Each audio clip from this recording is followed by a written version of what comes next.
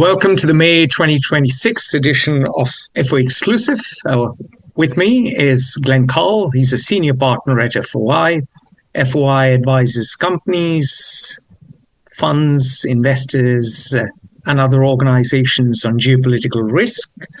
I am Atul Singh. I'm the founder, CEO, and editor-in-chief of Fair Observer. We are a non-profit with more than 3,000 authors from over 90 countries. I'm also a partner at FOI. Without further ado, we will get cracking into the meat of our FO Exclusive. Last month, we focused on one key issue. US-Israel-Iran war will change global economy and world order. This month, we focus on two key issues.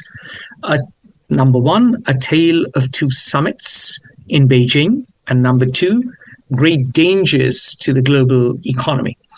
Before we dive into these two meaty matters, we will recap the key events and issues and trends of the month.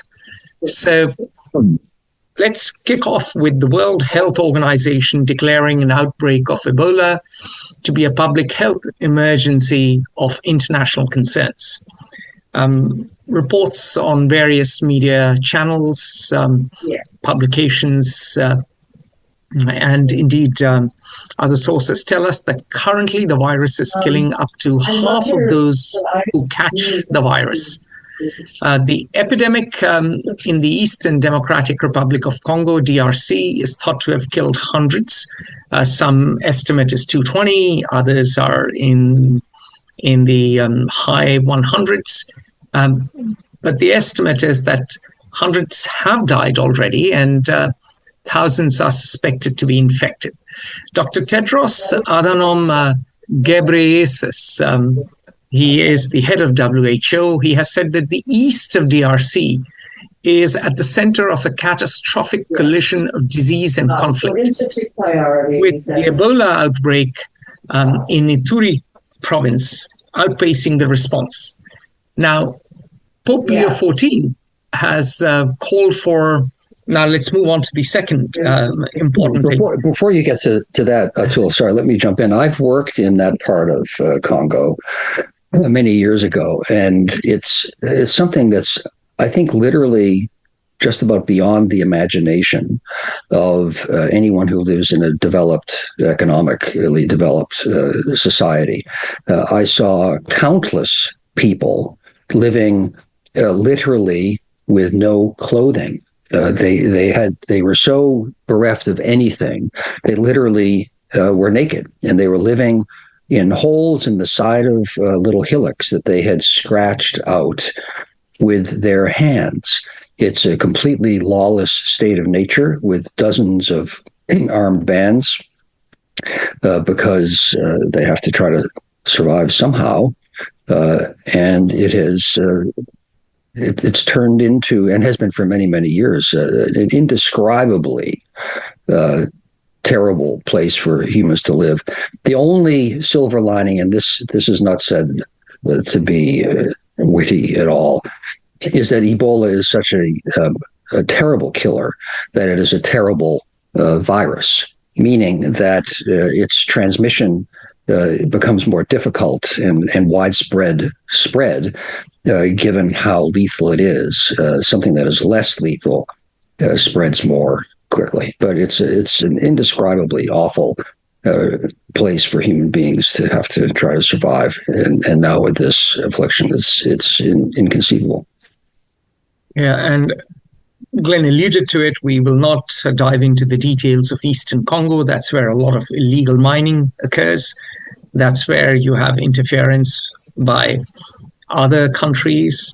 That's where you have a lot of armed gangs jostling for control of the revenues of illegal mining.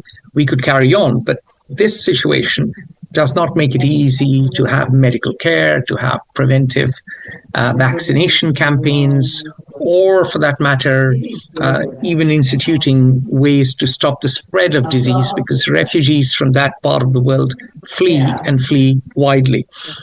Number two, let's move on to the second thing. that caught our attention this month.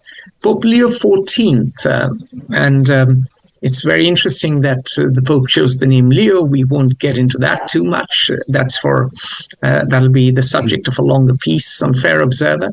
Pope Leo XIV has called for AI to be disarmed. In his first encyclical, Magnifica Humanitas, literally translates as magnificent humanity, he has said that AI's risks, whether it is in war or politics, are immense. AI has to be tamed.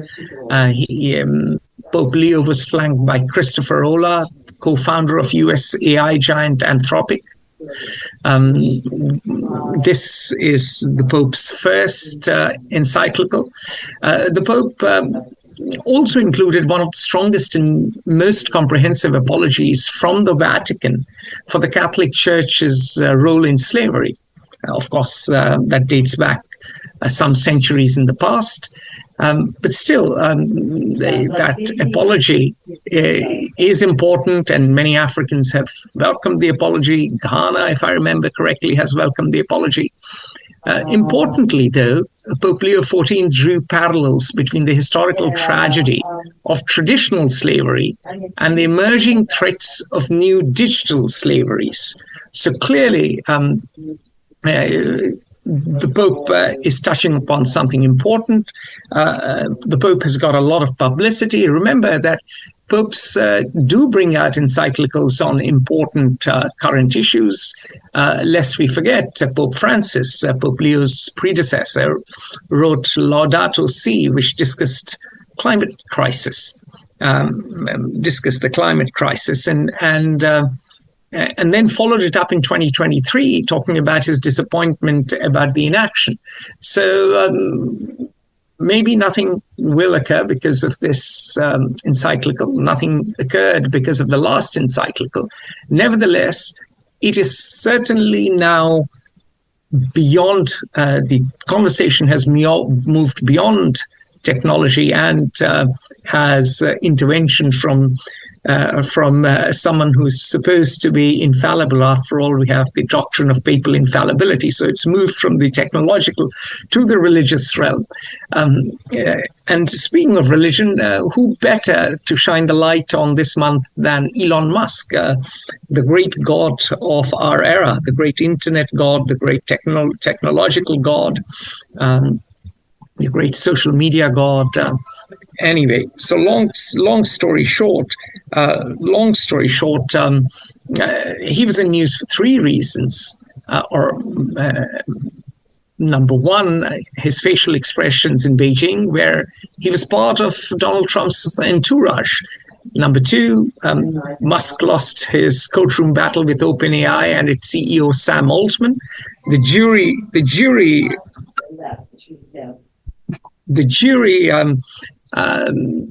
took just 2 hours to reject the case, and Musk sought damages from OpenAI for allegedly reneging on a contract with him as a co-founder.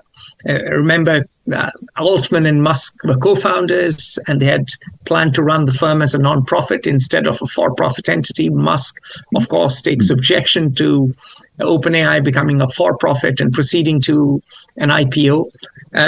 Nevertheless, he lost the case. But there's some good news for Elon Musk. Spaceship X's blockbuster IPO has taken off like one of Musk's rockets. Over to you, Glenn. You want to talk about the 12th launch of Starship? I do. Whatever one may think of Elon Musk, and there are many things to think about him and the effects he has on society in various ways. The Starship, which is his experimental rocket, the most revolutionary rocket in history, launched for its 12th test launch and moved. It was largely successful. There were issues, but it is fundamentally, it was a success and brings this rocket probably to within 2 years of or less of being operational. It will be involved in the U.S.'s return to the moon. with humans going to Mars. And probably most importantly, actually, it is an exponential change in the cost and capabilities of rockets. It will be a fully reusable rocket, meaning that you fly it up, you bring it back, and you use it again, so that the costs of launching a kilo to orbit, which now costs roughly $3,000 for the most efficient rocket currently being used in the world, which is also a SpaceX rocket called the Falcon 9, will drop by more than 2 orders of magnitude, so that in the initial launches, it will cost $100 perhaps per kilo instead of $3,000, and could drop as low as $10 to $20 a kilo. And all of that could happen within the next several years. So this 12th launch brings that rocket to the cusp of operational ability, and that will change the history of space flight and the use of space for unimagined human activities. And just as the cost of Elon Musk's rocket is dropping, so is British Prime Minister Sir Keir Starmer's political standing. Poor Starmer is in a hot soup. Labour suffered a heavy defeat in local elections in Scotland and Wales, and indeed England. The Reform UK, the populist party led by Nigel Farage, emerged triumphant and is on course to be the biggest party in the next general elections in 2029. Obviously, political sharks have sensed blood. They are circling around Starmer. Remember, Starmer won a landslide in 2024, but as the managing partner of FOI, Sanjay Acharya, pointed out when he crunched the numbers, it was a very thin majority. The vote share wasn't great. The number of votes wasn't that great. And Starmer, after winning that election, has failed to ignite the imagination of the party or the country. So what has happened now? Well, cabinet ministers have resigned. A leadership challenge is imminent. Some have already challenged for leadership, but the formal process hasn't really kicked off.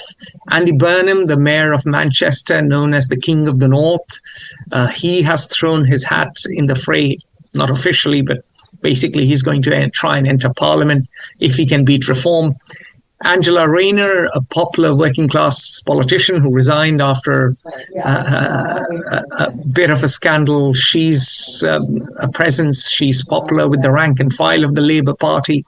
And Wes Streeting, the former health secretary who resigned and weakened Starmer just a few days ago, he is also planning to run.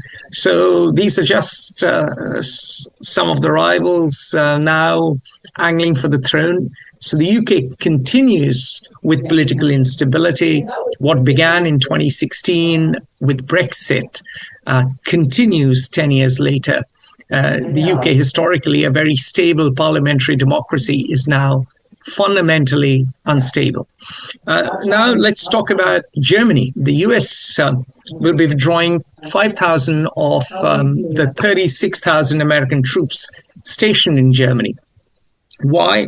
Well, apparently German Chancellor Friedrich Merz was with school children, and he remarked that an entire nation is being humiliated by Iranian leadership. By nation, he meant the US, of course. And once this happened in April, in May, there was the predictable reaction. US President Donald Trump did not take kindly to this comment. The US will be withdrawing a significant number of troops from Germany, a historical ally after World War II, the front line of the Cold War, the place where many US, or at least 2 US presidents, gave very memorable speeches by the Berlin Wall. The US will not be stationing Tomahawks and other mid-range missile systems in Germany, despite a 2024 agreement. It seems contracts, agreements, treaties, international law mean little these days. The US has also imposed a 25% tariff on European car makers, which hits Germany hardest. some analysts are calling this a historic rupture. Our friends in Germany, those in politics, believe that Germany has to move away from the American embrace. And they point to Merz's call for European unity when he won the German elections in 2025 and said, we need to achieve unity, quote, so that step by step we can achieve independence from the US, unquote. Perhaps a chain of events has been set in motion. Yes, but of course, there's always a twist because although Trump has said no more troops in Europe, he has announced 5,000 additional troops to Poland. So maybe the troops in Germany just moved to Poland and are right on the Russian border. Well, we will see. We will see what transpires. Certainly not good on the whole for US-German relations or even US-EU relations, and certainly not good for NATO. Now let's talk about, we've talked about Friedrich Merz, the center-right German chancellor. Now let's talk about the Greens and progressives who dominate Amsterdam City Council. They have banned advertising of meat and fossil fuels. Now this is a very important development because historically the Netherlands, as much of Northern Europe, has been meat eating, and of course fossil fuels have powered the automobile revolution and more. But now there is a broader movement in Europe, and to a lesser extent in the US and Canada, to preserve the environment, to mitigate humanity's footprint on the environment. And this means that they are campaigning for more green energy, less fossil fuels. They're also campaigning for less meat, particularly beef, because that leads to not just carbon dioxide, but methane, more importantly, methane emissions. And so this is major because Amsterdam historically has been a pioneer, not just when it comes to capitalism, not just when it comes to many democratic practices, paper currencies, shipbuilding, trade, commerce, but Amsterdam could well be a pioneer of what is to come in the Western world. Now, lest one be inclined to facetiousness about local government authorities, I should point out that when I was living in Cambridge, on the Kremlin on the Charles, as some people have called it, the Cambridge City Council passed an ordinance declaring Cambridge, Massachusetts, a nuclear weapon-free zone. And for 50 years, this policy has been a resounding success. There are no nuclear weapons in Cambridge, Massachusetts. So we then might conclude that Amsterdam is onto something. If Amsterdam represents the Greens in the Western world, Canada represents the other opposite. Or I shouldn't say Canada. I stand corrected. Alberta represents the other opposite. So Alberta will be conducting a referendum on staying or leaving Canada. Should we stay or should we go? Prime Minister Mark Carney, who was governor of the Bank of England and observed Brexit at close quarters, has called the referendum a very dangerous bluff. Now, some very quick facts about Alberta. This is a Western Canadian state of 5 million people, lies to the east of British Columbia, a state that Glenn knows well. Glenn has visited Vancouver, I believe, quite a few times. Alberta is roughly the size of Texas. It's abundant in oil and gas. Politically, it leans to the right, or you could say conservative. Albertan Premier Daniel Smith announced the referendum on 21 May and supports a unified Canada, but importantly, support for Albertan independence has been rising. Many Albertans are frustrated with environmental policies that they believe have stood in the way of building pipelines and unlocking resources from the oil and gas-rich province. They also believe that Alberta contributes far more to Canada than it receives, and that Ottawa, Canada's national capital, has a disproportionate say in Alberta's internal matters. There's a term quite popular in Canada called Western alienation. This term is used to describe the political alienation in Western Canadian states. Voters in these states often feel overlooked and underrepresented by federal politicians in Ottawa. This is not new. This happens all around the world in big countries. You could argue that Mississippi feels similarly aggrieved with Washington. Perhaps so does California. But worryingly for Mark Carney and many Canadians, some Albertans increasingly say that they have more in common with the US than with Canada. So if not Canada, at least a part of Canada could choose to join the US, but that is unlikely, at least in this referendum. So now that we've talked about Canada and alluded to the Trump administration's or Donald Trump's desire to assimilate Canada into the US, let's talk about another country which is bang on the radar for the US, and that is Cuba. And here the Trump administration has hit Cuba with an oil blockade, sanctions, and now an unprecedented murder indictment against former leader Raul Castro. Who's Raul? Raul is the brother of Fidel Castro. He is a youthful 95. He was president from 2008 to 2018. He holds the title Leader of the Cuban Revolution. This indictment has come at a time when Cuba is suffering from extensive blackouts for months caused by chronic fuel shortage. Popular discontent is running high. People are banging pots and pans in the evenings. U.S. Secretary of State Marco Rubio has called Cuba a national security threat and said the likelihood of a peace agreement is not high.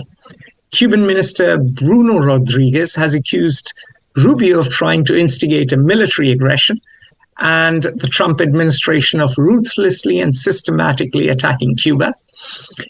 Cuba's Communist Party leaders view themselves as inheritors and continuers of Fidel Castro's 1959 Cuban Revolution. What happened then? Well, Castro brothers and Che Guevara ousted the pro-US strongman Fulgencio Batista. They established a communist regime. They declared themselves to be anti-imperialism. That's a hallmark of the island's governments. And because of this communist government, a number of Cubans fled to the US and are deeply opposed to the regime. Note that Marco Rubio is a Cuban American. We could dive further into this, but more about this another time. The wet dream of a lot of people in the administration, and some of them have told me in person, is to do to Cuba what they did to Venezuela.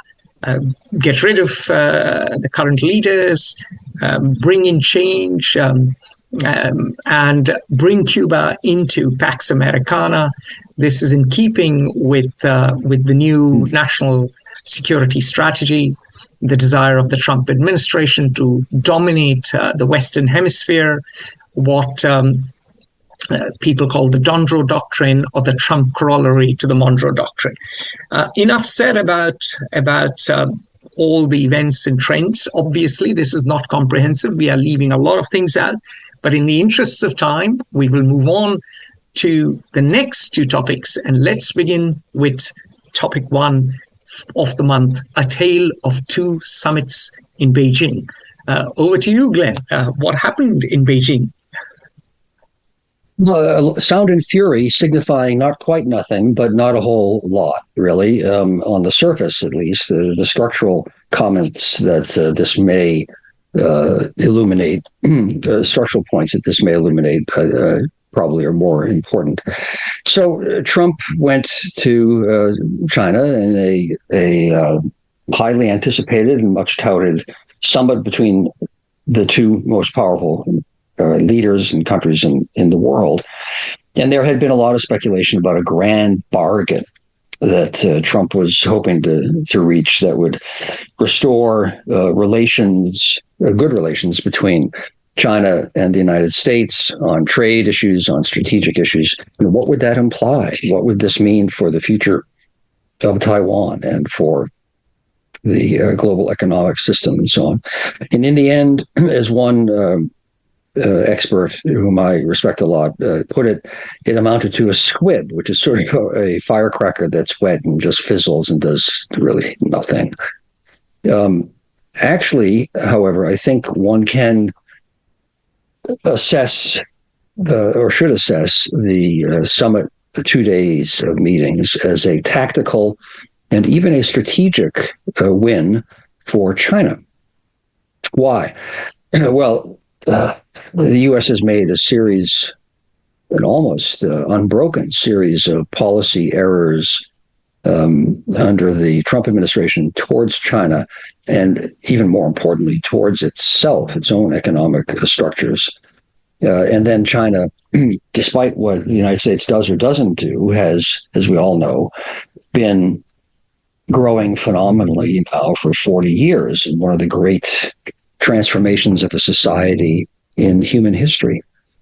Trump, so if I can very quickly jump in, a lot of historians are now calling it the biggest and the fastest transformation ever in history. Never before have so many people emerged out of poverty. Never before has a country gone from the Great Leap Forward and the Cultural Revolution to market reforms. Deng Xiaoping in 1978, when he said it doesn't matter if a cat is black or white, as long as it catches mice, was one of the most remarkable U-turns in human history.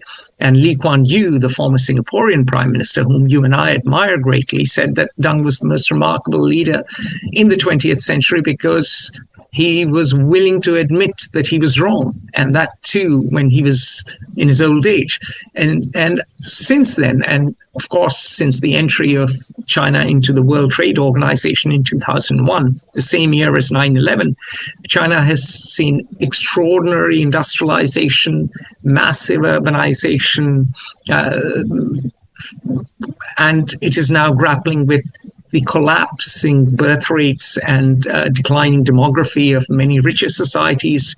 So, I mean, the changes are sweeping and extraordinary. And yes, 19th century China suffered a lot, the Taiping Rebellion, the invasions. I mean, it lost so much territory to Russia alone, forget about others. I'm not even talking about the Japanese. All of that is true, but society did not transform as profoundly and irreversibly and irrevocably as it has since 1978. And we have no idea, of course, what comes next. But what we do know is that, yes, there is both profit and peril. We've talked about the peril, but this is historic. To steal one of the words you like, it is extraordinarily consequential. It is indeed. We have gone in my lifetime, or our lifetimes, from the dinner table in the 1960s when my mother said what many American mothers said. It was a standard refrain, literally at the time. Finish your dinner. There are people starving in China. Where you had literally mass starvation and a country that was trying to produce iron ingots in backyard barbecue pits to possibly being the first people to return to the moon and lead the world economy in cutting edge technologies. It's astounding. And to be praised, whatever one thinks of the structure of the government. So the old U.S. doctrine from 1972, when relations really were reestablished between China and the United States after 35 years following World War II, up until about 2012, till roughly the time Xi Jinping became premier, was that the U.S. policy was that a rising China, economically reforming China, integrating international Chinese economy would be to the benefit of everybody and would moderate the government of China and foster democracy and individual rights, the rule of law, and so on. And therefore, the risk of conflict would decline. This was true until Xi Jinping roughly became premier, but also independent of him, because China went from being a cat, as it were, on the back porch that needed scraps after dinner from the benevolent United States handing them out, to a large lion or tiger who might eat the person trying to give the scraps now. And all of a sudden, the American attitude has also shifted, unsurprisingly. And this change occurred because China rose, Russia has declined, and no longer is China necessary to triangulate for the United States to use to triangulate to balance and destabilize Russian objectives. And because the U.S. has certainly, in the last decade, one can argue longer, but certainly in the last decade, has made an almost unbroken series of missteps and decisions that have undermined its own strength structurally, which is another astounding historic phenomenon that is worthy of the history books. Great powers have passed from the scene, of course, throughout history, but I think it's relatively rare to have so many shots in one's own foot or own goals or whatever one says, as we have seen in the last decade in the United States. So a partnership now means between the U.S. and China, no longer a way for the United States to modulate or help shape Chinese policies and internal evolution, and leverage that relationship against the other great rival, but rather almost a hat in hand. What can we get to our benefit now economically? If we go to Beijing and cut a deal, it's a dramatically shifted dynamic that we see, and one can contrast, as various commentators have done in recent days, the posture of the United States when Ronald Reagan went, or George Bush met and dealt with the Chinese, the father, or Obama compared with even Trump's first term, with that of the summit a couple of days ago when the U.S. Went talking about a grand bargain and came out with, as I'll mention in a moment, really nothing or less. Now, very quickly, if I can jump in, yeah. The White House fact sheet, the headline is, President Donald J. Trump secures historic deals with China, delivering for American workers, farmers, and industry. This is dated May 17, 2026. And the White House claims that they will build, U.S. and China, that is, a constructive relationship of strategic stability on the basis of fairness and reciprocity. Both Trump and Xi agree that Iran cannot have a nuclear weapon. They called upon Iran to open the Strait of Hormuz, and they agreed that no country or organization can be allowed to charge tolls, the principle of open seas, of course. And of course, the White House fact sheet claims that Trump and Xi confirmed their shared goal to denuclearize North Korea. There are also two boards. One is the Board of Trade, one is the Board of Investment. And the Board of Trade will allow U.S. government and the government of China to manage bilateral trade across non-sensitive goods. The Board of Investment will provide a government-to-government forum for discussing investment-related issues, whatever that means. Now, for farmers and workers in industry, or rather workers, farmers in industry, China has promised to address supply chain shortages. China has approved 200 Boeing aircraft, first purchase of Boeing aircraft since 2017. So this will lead to high-paying, high-skilled U.S. manufacturing jobs. So this is wonderful for workers, for farmers. China has promised to buy 17 billion per year of U.S. agricultural products in 2026. China has restored market access to U.S. beef. It will resume imports of poultry from U.S. states determined by USDA to be free of highly pathogenic avian influenza. And that's it on the fact sheet. So, that is all for when it comes to historic deals with China. So you have presented the smoke billowing from the chimney of the White House, coming from the squib that I referred to, that fizzled into nothingness, which tees up perfectly what I was going to talk about.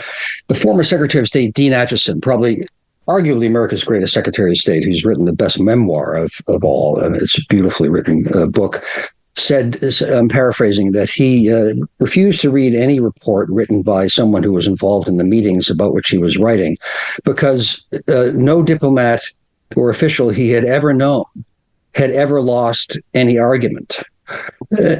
And so therefore, whatever was written would be utterly useless and present things exactly like the litany of dramatic achievements that you just read. So what actually happened?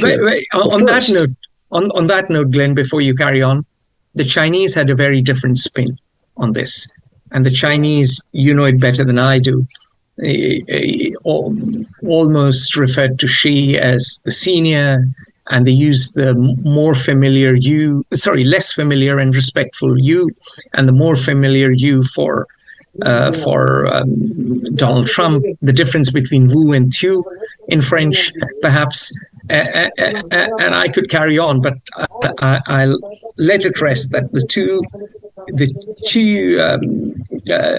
sides were talking almost of two different planets. Yes, and what a world we've come to, where one should generally place more faith in something coming out of Beijing than out of the White House. But that is shockingly, literally the case in this instance. So up until the Trump administration, the United States, as people have heard me go on about ad nauseum, and we all know, did attempt to frame things, negotiations, at least frame them and actually pursue them within the rubric or the framework of a normative system of for mutual benefit by following law rules. That's explicitly not the case any longer. The United States went looking for bilateral deals, and it achieved all of the wondrous things you just mentioned. But that's a change in the entire structure of the relationship and the structure of international relations among the world's two greatest powers. But what actually did occur, and all of the things you said are, in a literal sense, true, but they're sort of true like me saying that Bloomberg, who was a graduate of Johns Hopkins, and Glenn Carle, who's a graduate of Hopkins, between them contributed over $100 million to Johns Hopkins University. That is literally true. He gave $100 million and I gave $5 million. Now, technically, what I said was true, but it's absolutely misleading. And that's largely what we've heard coming out of the White House. The Board of Trade that has been set up, that's one of the achievements of the summit. The goal is for this board, this bilateral board, to identify $30 billion of goods that may benefit thereby from lower tariffs than the increased tariffs that Donald Trump imposed.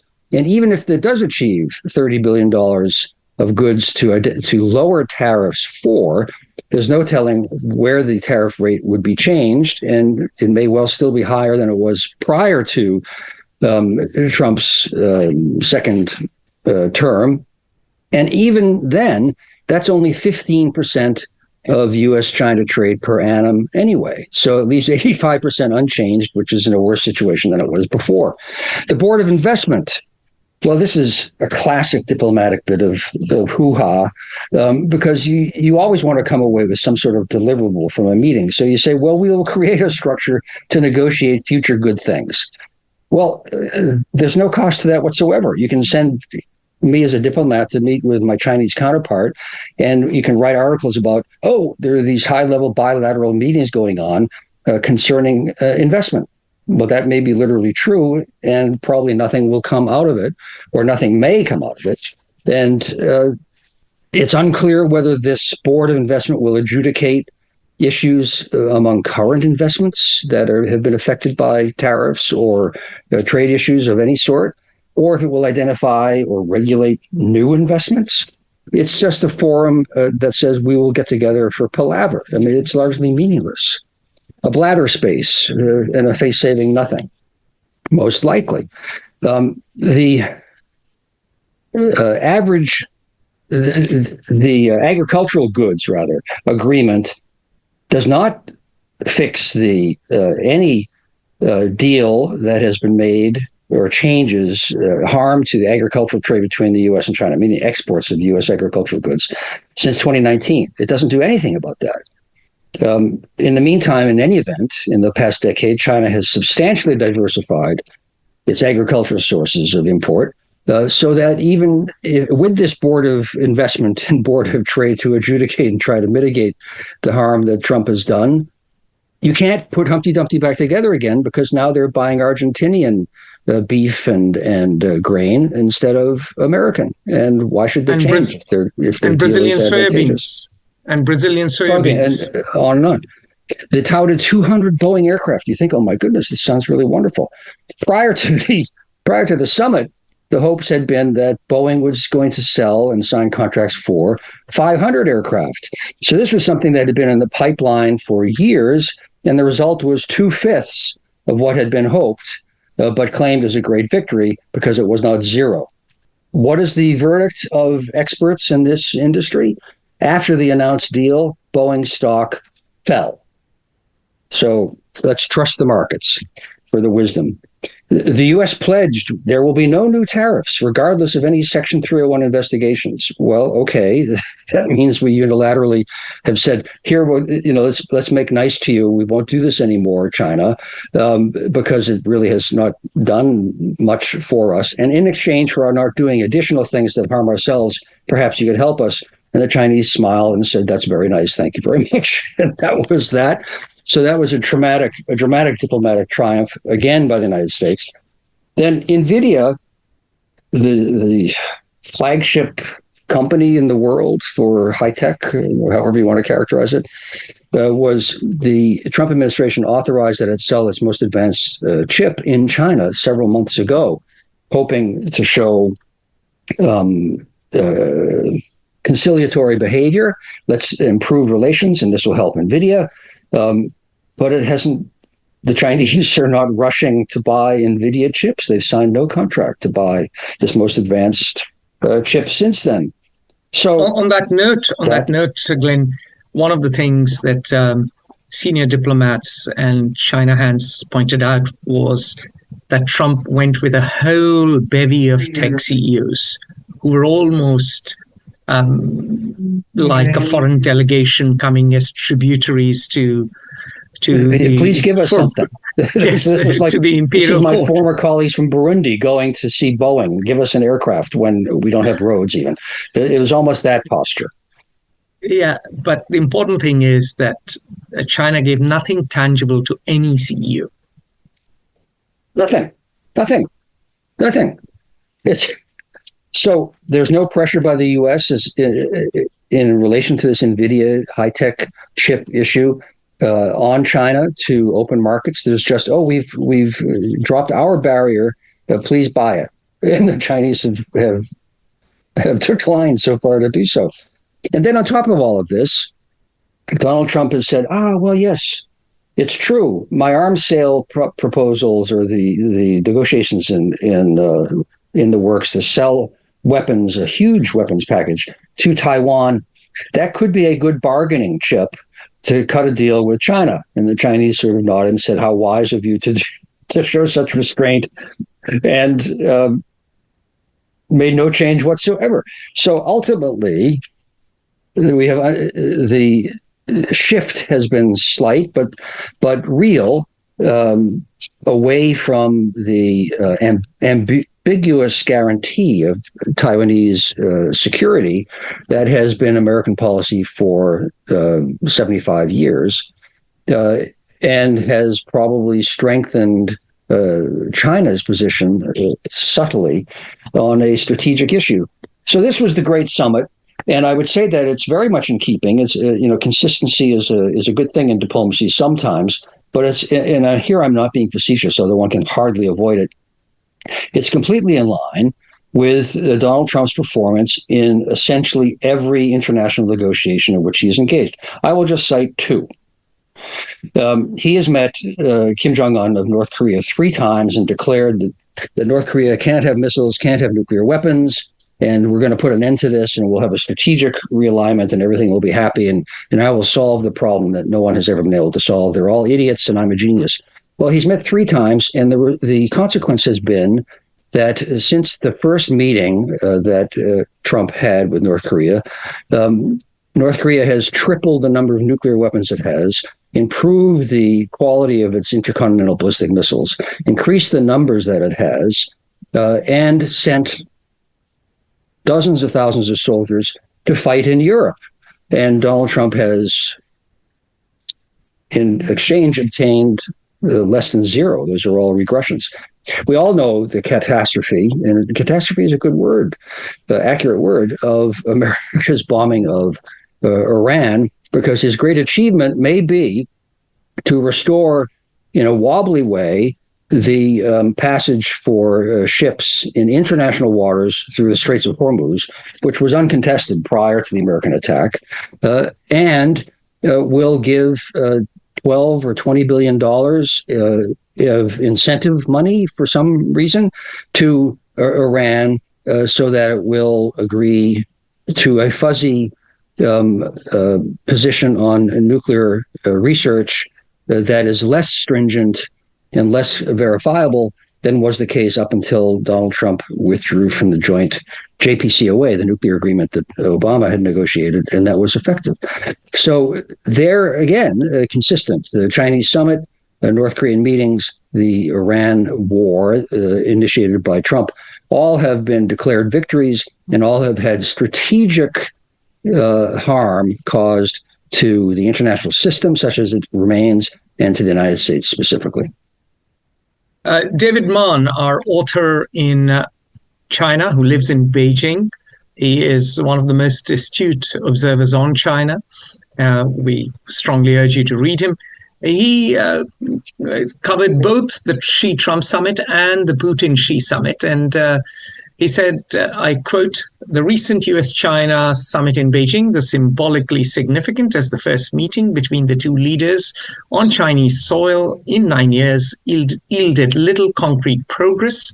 While both sides emphasized cordiality and trade promises, underlying tensions over Taiwan, Iran, and strategic distrust remain unresolved. The visit underscored a cautious transactional coexistence between the rival powers, with deeper collaboration unlikely given entrenched geopolitical rivalries." Now, very quickly, let's cover the Putin-Xi summit. And before you do, Glenn, I gave you a factoid. Over 40% of daily foreign exchange trading in Moscow, or Moscow, however you want to pronounce it, is renminbi, is the Chinese currency. Yuan or renminbi is a unit. Over to you about Xi and Putin. Well, I'll be very brief because I was overlong on the Trump-Xi sort of non-event in some ways. One should just view it as continued. Where are people going? People are going to Beijing. Why are they going to Beijing? Because Beijing has the wind in its sails, as it were, and it has become the reference point, the place that people need something from, and that can itself then influence events. Without China, Russia would have not been able to continue its war, and its economy would have collapsed. And without China, the U.S. can't address some of the issues that it has, obviously, with China and from its own policies. I don't want to go much further than that, just for time's sake, just to frame the Putin-Xi meeting as part of the larger picture that we can see from the Trump-Xi meeting, which is there is essentially parity in international influence, at the least, between the U.S. and China. And China has all sorts of problems that you and I have spoken about. But the shift in dynamic and initiative is powerful. And this shouldn't be surprising when you have an isolationist and someone not frequently who acts not rationally as the leader of the United States. And on that, I don't think we should shortchange, to make a pun, the global economy and turn to the problems that there are in that you should tell us about. Absolutely. But before I do so, very quickly, I'll conclude. Putin met Xi as a reliable collaborator, confidant, and compadre, but in economic and geopolitical terms, a junior dependent partner. And so very clearly, the Russia-China relationship is more strategic. I've always compared Russia and China now to Austria-Hungary and Germany. Germany had become an industrial power. Austria-Hungary was an empire. Russia relies on fossil fuels, oil and gas. China, of course, manufactures. And they are both now yoked together, despite the fact that, of course, there are border disputes, historical problems. And they are locked together in this embrace wherein one needs the other's energy for now, and the other needs the other's manufactured goods and money. And that is a critical link in the global economy. And now we move on to our second issue, which is a very meaty issue, and we'll have to rifle through it, but we'll come back to it at a later time. Great dangers to the global economy. Now, let's start off with the global headline inflation rate. Lots of projections. Some of them are 4.4% to 5.2% for developing economies, around 3% for developed economies. Note that America's annual inflation rate, despite the fact that America is energy independent largely, yes, it does import some stuff, as we point out in our many briefings, but it's not Germany, it's not Japan. It has a lot of oil, it has a lot of gas. And America's inflation rate, despite all of that, surged to 3.8% in April. That's the highest in 3 years. Fuel oil prices were up by about 5.8% compared with March.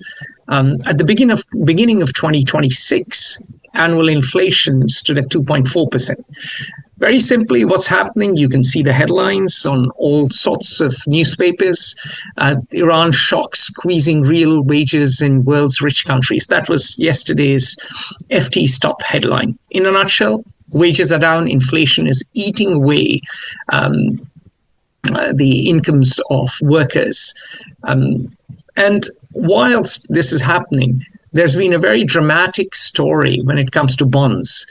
And that is the aggressive upward repricing of long-term government bonds.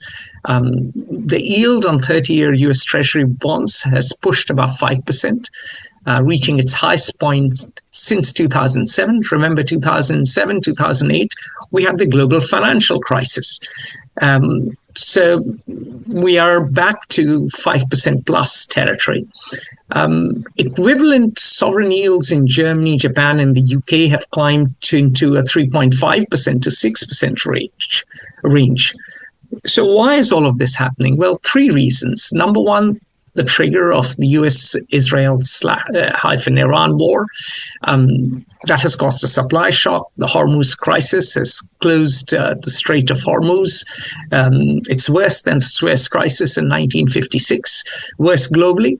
And it has led to global inflation. And this inflation is causing tremendous strain. And this has come at a time when, number two, there are structural issues. What are those structural issues? For years, and this is something managing partner Sanjay Acharya has pointed out, he's gone through various budgets, he's pointed out that cutting spending is politically really difficult. So politicians keep kicking the can down the road. You have high debt and continued deficits. And we are starting to see the first signs of a sovereign debt crisis. So that is the second reason why bonds are suffering or bond prices are falling. The third is political. There has been interference with the federal, or rather, let's use active voice. US President Donald Trump has interfered with the Federal Reserve. We have a new chair of the Federal Reserve who's expected to raise interest rates. Nevertheless, there's a widespread perception that central bank autonomy in the US, the country that underpins the global economy, the country which has the reserve currency of the world, the dollar, that in itself is in question. And all these factors together have pushed up interest rates on long-term bond yields. And why does this matter? This matters because this means that countries have to pay more on interest. So that means there's less for guns and butter. And long bonds are breaking, not just in one country, they are breaking simultaneously in many countries. Let's pick four countries, four different political systems, four different central banks, and all of them, US, UK, Japan, and France, simultaneously saw a challenge. Their prices were dropping, the interest rates were rising. And as one analyst said, the developed world has too much debt, too little fiscal discipline, and no political appetite for fixing either. Over to you, Glenn. I agree with everything you said. And let's look at what the U.S. is doing to itself in large part, and why this will have both long-term and is having, as we're seeing in inflation, even short-term consequences. So the U.S. is eroding the foundations, the structure of its underlay the strength of the strongest economy in the world, of the United States economy, and of its currency, which is the world's de facto currency, the reserve currency. Why? How? We can't blame Donald Trump only for the structural deficit, the federal deficit, but he has made it dramatically worse, literally added more to the deficit of the United States in his term of office than all other presidents in American history combined. And that's not just using constant dollars. That's in absolute terms, which is really should be. Quick fact. At the same time, he's done that, and one of the reasons. Quick fact: U.S. debt crossed 39 trillion, and the last trillion rose at record rate. So what has happened is spending has continued at even higher levels. The Iran war is expensive. And tax cuts have meant that government income has gone down. So deficit keeps going up. And how do you finance the deficit? You have to take more debt. So debt is growing at record pace. Over to you, Glenn. Well, you took the words right out of my mouth. The next point I was going to make was that the tax reductions are like eating some sugar, short-term pleasure with long-term risk of heart attack. The trade restrictions are distorting the economy and making it less efficient, not just the United States, but global economy. Research and development funding will not have any immediate effects on growth rate, therefore on tax revenues, therefore on deficits. But American R&D expenditures by the federal government have been halved, I think literally, by Donald Trump. And this truly is eating your seed corn, and you will not be able to plant any in future years. I mean, that's almost a literally opposite metaphor. And something not noted sufficiently at all. For all of the talk about the immigration issue in the United States, the hostility to immigration and its shutting down immigration and the immigrant workers in the United States economy is having not just social effects, which are a legitimate issue to debate, but also profound economic effects. And they are, the recent studies have shown that immigrants in the past, I think it's 15 years, I forget the exact time frame, but in recent years, not fully even decades, have contributed a net 15 trillion, that's with a T for Thomas, $15 trillion to the U.S. economy. That is now lost, as are the workers who have for my entire lifetime harvested the crops that give Americans low-cost food. Thus, food costs have risen higher than the base rate of inflation. And the primary pressures or on an American consumer, and most people everywhere, are food costs, housing costs, and transportation costs. So in addition to having migrant workers cause their lack, bring about a rise in food costs, the crisis in the Middle East and the Straits of Hormuz have dramatically increased the cost of fertilizers, which accounts for apparently 1/3 of the cost of agricultural production. And so that increases food costs. Interest rates have gone up, and mortgage rates are unusually high relative to other interest rates. That's another structure and the structural strain on the American consumer. And then you have transportation costs because the price of gasoline, although it is dramatically low in world terms in the United States, is nonetheless twice what it was, roughly speaking, only 2 years ago. In consequence, Americans have been deficit spending. They've been going into debt to cover the roof on their head, the car they have to drive to work, and the food they have to eat to survive, which make up the large portion of the domestic expenses for a person. And if debt increases, interest rates will increase and investment will decline. And so this is a structural pressure as well as becoming a political problem for the American political system. All of this almost all of this are things that the United States has done to itself. All right. So even as the real economy is clearly facing pressures, the stock market bubble continues. And what do we see there? We see, number one, extreme market concentration. The top 5 mega cap technology companies now command roughly 30% of the entire S&P 500 index. The Magnificent Seven, Glenn pointed out just before we began this, command 35%. This is the highest level of market concentration in half a century. NVIDIA alone has crossed $5 trillion in valuation. So their GDP is bigger than the GDP of many sovereign nations.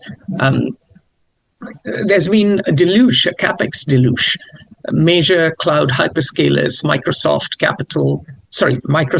Alphabet, Amazon, and Meta, they are projected to spend a collective $660 billion to $700 billion on AI data centers and infrastructure in 2026 alone.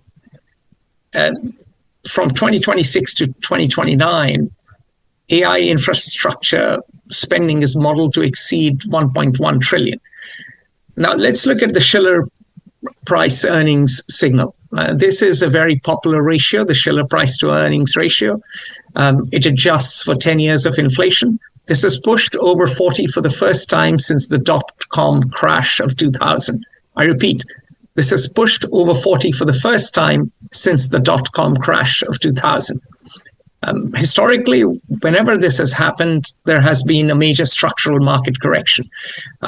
Our friends who are older expect 15 to 20% correction, some of the bears. The ratio right now, the Shiller PE ratio is 42:1. This is at a time when generative AI applications are tracking just 12 billion to 15 billion in direct consumer enterprise software revenue. Now, there are counter arguments. We must mention them. Number one, many people say that today's market leaders are cash flow powerhouses. So S&P operating margins are sitting at historic highs of nearly 16%. The tech giants funding this boom, you name it, take your pick, whether it is Google or whether it is Microsoft, they're all printing money. They have high margins in their core businesses, so they're using these massive cash reserves, and they are not relying on speculative junk debt. Some also point out that the economy is facing a K-shaped corporate shift. What does that mean? Well, standard legacy businesses could save cost, massive structural cost, by shifting automatic workflows to AI. This is happening even in hospitals. So on the whole, there are arguments for this time it is different, which I, of course, don't buy. And frankly, nor do many other people. Greg Abel, the chief executive of Berkshire Hathaway, is sitting on a cash pile of $400 billion amassed under his predecessor, the legendary Warren Buffett. Abel is in no rush to make acquisitions because he's not anxious to deploy capital into subpar opportunities. By the way, those were his words. Now, the Wall Street Journal had this headline yesterday: risk premium for holding stocks over bonds vanishes. What does that really mean? Glenn quizzed me on it. So very quickly, the equity risk premium is the extra return an investor expects to receive for holding a risky asset, like a stock. So if you hold, say, US Treasury bonds, that's completely safe, or used to be seen as completely safe, risk-free. But now, and therefore, if you held stock, the expected return on stocks was to be more than the risk-free rate. So this now, basically, there's a very little difference between stocks and bonds when it comes to the rate of return. What does this mean? There's a complete disconnect between the stock and bond market. The stock markets are going up, up and away, whilst the bond markets are melting down. And some say this is a sign of a bubble. Some also say that financial prices on screens, and this is something we have tracked, our managing partner, Sanjay Acharya, has tracked, and our other partner, Manu Sharma, has tracked it very closely. Financial prices are increasingly disconnected from real world prices. So if you want delivery of a barrel of oil in places like Asia, you pay significantly more than what shows up on the screen. So there's a disconnect between the real world and the financial world. There is a disconnect between Wall Street and Main Street, and institutions such as the European Central Bank now are warning against the AI-fueled investment boom. And they're also warning about this boom being financed by private credit. They say this could hurt not just the US, but the euro area's financial system as well. Insurers and pension funds could face particular risk. There are opacity issues. There are liquidity mismatches. We've talked about this earlier. We have covered this earlier. But in a nutshell, what is happening is there's a lot of stress and there's a lot of strain. And in poorer countries now, you go to India, you go to Indonesia, you go to Kenya, there are already talks, or leaders are talking of conserving fuel, working online, or centralizing export of commodities. In the case of Indonesia, there are protests in Kenya. So the poor countries are already facing the strain in a much more real and tangible way than richer countries. Over to you, Glenn. Final parting words for this month. I just note that 67%, I think that's the exact figure, of the U.S. economy is determined by or consists of consumer spending, and that the gains in the stock market, which have made many people wealthy, are restricted to only about 1/3 of Americans own stock, and wealth is concentrated more in American society today than at any time, I think, since the 1890s and possibly in American history.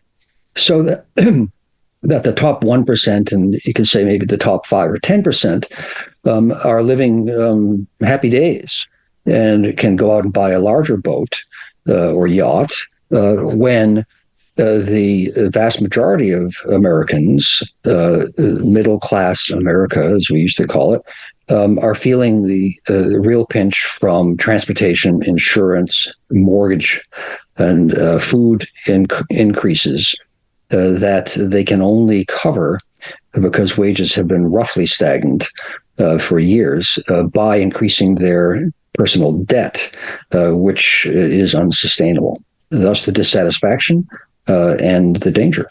On that note, we will see you next month. Those of you who are watching us on YouTube, subscribe to our channel, press the bell icon so that you get notifications. Follow us on Fair Observer, sign up for our newsletter. And until next month, it's bye for now.